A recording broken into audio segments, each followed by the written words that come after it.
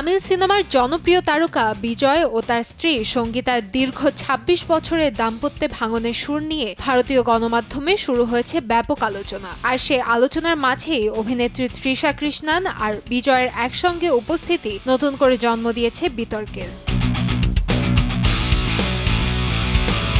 সম্প্রতি চেন্নাইয়ে এক প্রযোজকের ছেলের বিয়ের অনুষ্ঠানে বিজয় ও তৃষাকে একই গাড়িতে করে আসতে এবং একসঙ্গে অনুষ্ঠানে অংশ নিতে দেখা যায়।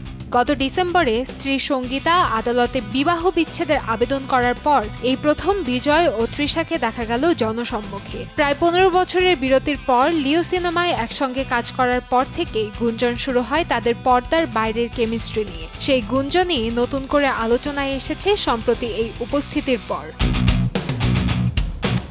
এদিকে বিজয়ের স্ত্রী সঙ্গীতা তামিলনাড়ুর একটি পারিবারিক আদালতে ডিভোর্সের আবেদন করেছেন। আদালতে দায়ের করা আবেদনে তিনি মানসিক নিষ্ঠুরতা, অবহেলা এবং অন্য এক অভিনেত্রীর সঙ্গে পরকীয়ার অভিযোগ তুলেছেন। এ মামলার পরবর্তী শুনানি আগামী ২০ এপ্রিল নির্ধারণ করা হয়েছে। গেল ২ বছর ধরে বিজয়ের কোনো সিনেমা প্রিমিয়ার বা রাজনৈতিক অনুষ্ঠানে সঙ্গীতাকে দেখা না যাওয়ায় অনেকদিন ধরেই শোনা যাচ্ছিল বিচ্ছেদের গুঞ্জন। কান্তাময়ী স্নেহা, সময় সংবাদ।